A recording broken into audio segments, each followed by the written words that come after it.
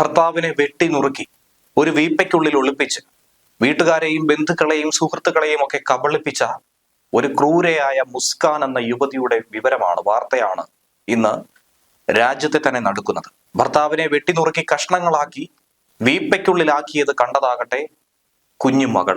ഇങ്ങനെ ചെയ്ത ഭാര്യയുടെ മാതാപിതാക്കൾ ഇന്ന് പറയുന്നത് അവൾക്കിനി ജീവിച്ചിരിക്കാൻ പോലും അർഹതയില്ല, അവളെ തൂക്കിലേറ്റണമെന്ന ആവശ്യമാണ് സ്വന്തം അച്ഛനമ്മമാർ പറഞ്ഞിരിക്കുന്നത്. കോടതി വളപ്പിലെത്തിച്ചപ്പോൾ അഭിഭാഷകർ പോലും വളഞ്ഞിട്ട് ഈ കാമുകയെയും കാമുകനെയും തല്ലുന്ന ദൃശ്യങ്ങൾ. രാജ്യത്ത് തന്നെ നടുക്കിയ ഒരു ക്രൂര കൊലപാതകത്തിന്റെ ചുരുളാണ് ഇങ്ങനെ അഴിയുന്നത്.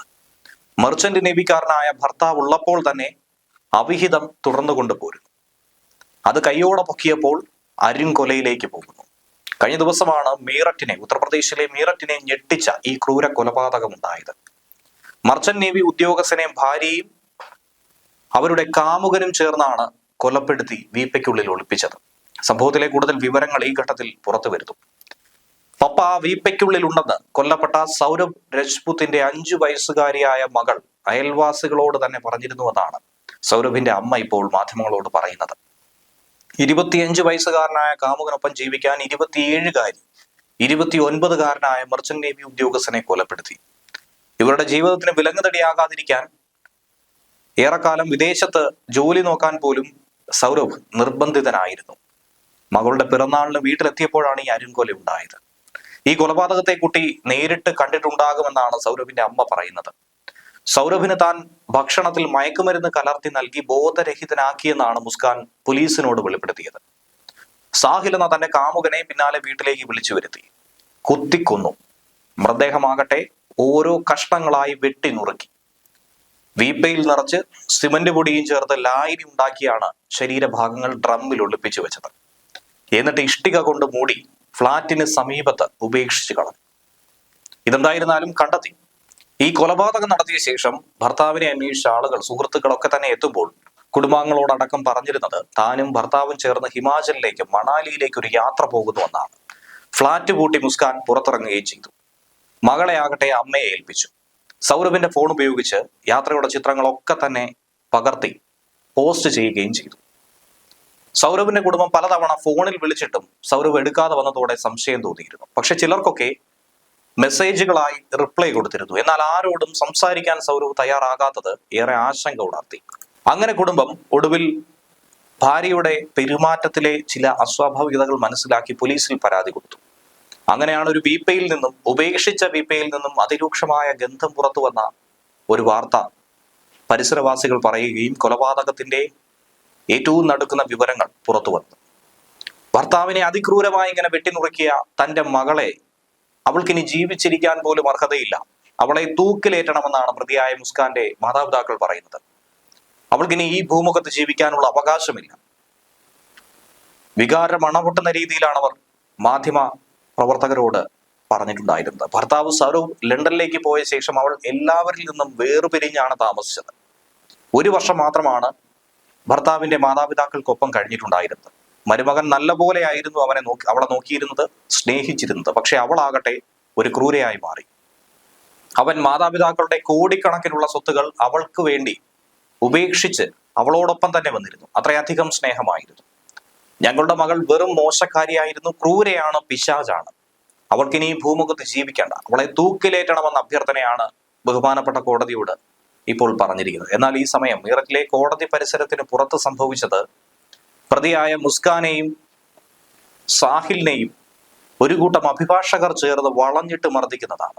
മീററ്റ് കോടതിയിൽ ഹാജരാക്കി പ്രതികളുമായി പോലീസ് തിരികെ മടങ്ങുമ്പോഴായിരുന്നു ഈ സംഭവം ഉണ്ടായത്. വളരെ പാടുപെട്ടാണ് പോലീസ് ഈ പ്രതികളെ സംരക്ഷിച്ച് അവിടെ നിന്ന് കൊണ്ടുപോയത്. മുസ്കാനും സാഹിലും ലഹരിക്ക് അടിമകളായിരുന്നുവെന്നാണ് മനസ്സിലാക്കാൻ കഴിയുന്നത്. അവർ തമ്മിൽ കാണുന്നത് ഒരു ഘട്ടത്തിൽ സൗരഭ് വിലക്കിയിരുന്നുവെന്നും കരുതുന്നു. ഇനി ഭാവിയിൽ വിലക്കാതിരിക്കാൻ വേണ്ടിയിട്ടാണ് അവനെ കൊലപ്പെടുത്തിയതെന്നും പറയുകയുണ്ടായി. സാഹിലിനെ കാണാനും ലഹരി ഉപയോഗിക്കാനും കഴിയില്ല എന്ന ഭയം ഇവരെ വേട്ടയാടി. ഈ ഭയത്തിന്റെ അടിസ്ഥാനത്തിലാണ് സൗരഭിന്റെ കൊലപാതകത്തിലേക്ക് നയിച്ചതെന്നും മുസ്കാന്റെ അമ്മയായ കവിത രസ്തഗി പറയുകയുണ്ടായി. ഭർത്താവ് എത്തുന്ന സമയം എപ്പോഴ് എന്നുള്ളത് നേരത്തെ തന്നെ മനസ്സിലാക്കി വെച്ചിരുന്നു. കൊലപാതകത്തിനുള്ള ആസൂത്രണം ഏതാനും ദിവസങ്ങൾക്ക് മുന്നേ തന്നെ മുസ്കാൻ റോത്തഗി ആരംഭിച്ചിരുന്നു. ഫെബ്രുവരി 22-ാം തീയതി അടുത്തുള്ള ഒരു കടയിൽ നിന്നും 800 രൂപയ്ക്ക് 2 കത്തി വാങ്ങി. കോഴി മുറിക്കാൻ വേണ്ടി കത്തി വാങ്ങിയെന്ന് കടയുടമയോട് പറയുകയും ഈ കത്തികൾ ഉപയോഗിച്ചുകൊണ്ട് സൗരഭിനെ കൊല്ലാനായി പദ്ധതിയിട്ടു. ഇനി മൃതദേഹം ഒളിപ്പിക്കാൻ വേണ്ടി മുസ്കാൻ സ്ഥലം അന്വേഷിച്ചു. എന്ത് ചെയ്യുമെന്ന് ആരംഭിച്ചു. ചില സുഹൃത്തുക്കളോട് ചില കാര്യങ്ങൾ അന്വേഷിച്ചിരുന്നുവെന്ന് പോലീസിന് മനസ്സിലാക്കാൻ കഴിയുന്നു. പൂജയ്ക്കും മറ്റും ഉപയോഗിച്ച വസ്തുക്കൾ കളയാൻ ഒരു സ്ഥലം വേണമെന്ന് സുഹൃത്തുക്കളോട് പറഞ്ഞു. പക്ഷേ സുഹൃത്തുക്കൾ ആരും തന്നെ മുസ്കാനെ സഹായിച്ചില്ല. അങ്ങനെ സൗരഭിനെ കൊല്ലാനുള്ള പദ്ധതിയിൽ മുസ്കാൻ അടിയുറച്ച് വിശ്വസിച്ച് സുഹൃത്തായ കാമുകനൊപ്പം ചേർന്നുകൊണ്ട് പദ്ധതിയിട്ടു. മയക്കുമരുന്ന് കൊടുത്തോ ഉറക്കിക്കിടത്തിയോ കൊലപ്പെടുന്നതാകും ശരി, അല്ലാതെ നേരിട്ടൊരു ആക്രമണത്തിലൂടെ വിജയിക്കാൻ കഴിയില്ല എന്ന് മുസ്കാൻ തീരുമാനിച്ചു. അങ്ങനെ മുസ്കാൻ ചെയ്തതാകട്ടെ ഒരു ഡോക്ടറെ സമീപിച്ച് തനിക്ക് ശരിയായ ഉറക്കം കിട്ടുന്നില്ല എന്ന് രോഗമാണെന്നും ചൂണ്ടിക്കാണിച്ചു. അങ്ങനെ ഉറങ്ങാൻ വേണ്ടിയിട്ടുള്ള മരുന്നുകൾ ഡോക്ടർ എഴുതി നൽകി. ഈ മരുന്നുകൾ ഫെബ്രുവരി 24-ന് സൗരവ് തിരിച്ചെത്തുമ്പോൾ കൊടുത്ത് മയക്കിയ ശേഷം സൗരഭിനെ കൊലപ്പെടുത്താനാണ് പദ്ധതിയിട്ടത്. കൊലപാതകം നടത്താൻ വേണ്ടി നേരത്തെ കരുതി വെച്ചിരുന്ന ഉറക്ക ഗുളികകൾ മദ്യത്തിൽ കലർത്തി സൗരഭിന് കൊടുത്തു. പക്ഷേ സൗരഭ് ഈ മദ്യം കുടിച്ചില്ല. പിന്നെയും ഏറെ ദിവസങ്ങൾ കടന്നുപോയി. എങ്ങനെയും കൊലപ്പെടുത്തണമെന്ന ആവശ്യം മുസ്കാനുള്ളിൽ ഉണർന്നിരുന്നു. അങ്ങനെ മാർച്ച് 4-ാം തീയതി സൗരഭിനെ വധിക്കാനുള്ള ഒരു അവസരം കിട്ടി. കാമുകനായ ശുക്ലയുടെ സഹായത്തോടെ സൗരഭിനെ കുത്തി കൊലപ്പെടുത്തി. ഈ അരിങ്കൊല നടത്തിയതിനു ശേഷം ആളുകളൊക്കെ സൗരഭിനെ അന്വേഷിച്ചു. മണാലിയിലെ പോയിരിക്കുന്നു. മണാലിയിലെ ചിത്രങ്ങളൊക്കെ തന്നെ പങ്കുവെച്ചുകൊണ്ട് ആർക്കും സംശയം തോന്നാത്ത രീതിയിലുള്ള സമൂഹ മാധ്യമ പേജുകളിലൊക്കെ തന്നെ പോസ്റ്റ് ചെയ്ത് തെറ്റിദ്ധരിപ്പിച്ചു. പക്ഷേ പോലീസിൽ കുടുംബം പരാതിപ്പെട്ടതോടെയാണ് പോലീസ് അന്വേഷണത്തിന് പിന്നാലെ മുസ്കാനെയും സാഹിലിനെയും കസ്റ്റഡിയിലെടുത്ത് ചോദ്യം ചെയ്തപ്പോഴാണ് ഈ കൊലപാതകത്തിന്റെ ക്രൂര വിവരങ്ങൾ പുറത്തു വന്നത്. മൃതദേഹത്തെക്കുറിച്ച് പ്രതികൾ കൊടുത്ത വിവരത്തിന്റെ അടിസ്ഥാനത്തിൽ പോലീസ് ഒരു പരിശോധന നടത്തി. തിരച്ചിലിനിടയിൽ ഒരു വീപ്പക്കുറ്റി കണ്ടെടുത്തു. അതിനുള്ളിൽ ശരീരഭാഗങ്ങൾ. മാർച്ച് 17-ാം തീയതി സൗരഭുമായി വഴക്കുണ്ടായതെന്ന് മുസ്കാൻ അമ്മ കവിതയെ അറിയിച്ചിരുന്നു. വീട്ടിലേക്ക് നേരിട്ട് വന്ന് കൂടുതൽ കാര്യങ്ങൾ പറയാമെന്നാണ് ഈ കൊലപാതകത്തിന് ശേഷവും മുസ്കാൻ പറഞ്ഞത്. അങ്ങനെ വീട്ടുകാരെ തെറ്റിദ്ധരിപ്പിക്കാൻ മുസ്കാൻ വീട്ടിലെത്തി കെട്ടിപ്പിടിച്ച് കരഞ്ഞു. അതൊരു നാടകമായിരുന്നു. അമ്മ എന്തു പറ്റിയെന്ന് ചോദിച്ചപ്പോൾ സൗരഭിനെ അദ്ദേഹത്തിന്റെ കുടുംബാംഗങ്ങൾ ചേർന്ന് കത്തി കൊണ്ട് കുത്തി കൊലപ്പെടുത്തി എന്ന പെരുങ്കള്ളമാണ് പറഞ്ഞത്.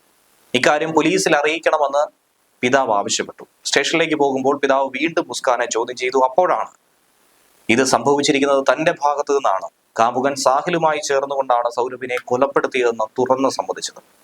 2016-ലായിരുന്നു സൗരഭ് രജ്പുതും മുസ്കാൻ റോത്തഗിയും പ്രണയിച്ച് ഒടുവിൽ വിവാഹിതരായത്. ഭാര്യയെ അത്രയധികം സ്നേഹമായതുകൊണ്ട് തന്നെ മർച്ചന്റ് നേവി ഉദ്യോഗസ്ഥനായിട്ടുള്ള സൗരഭാകട്ടെ ആ ജോലി ഉപേക്ഷിച്ച് കൂടുതൽ സമയം അവളുമായി ചെലവഴിക്കാനായി ആഗ്രഹിച്ചു. പ്രണയവിവാഹവും ജോലി ഉപേക്ഷിച്ചതുമൊക്കെ സൗരഭിന്റെ കുടുംബാംഗങ്ങൾക്ക് ഇഷ്ടക്കേടിന് കാരണമായി. അങ്ങനെ വീട്ടുകാരുമായി പിരിഞ്ഞ് താമസിക്കേണ്ടി വന്നു.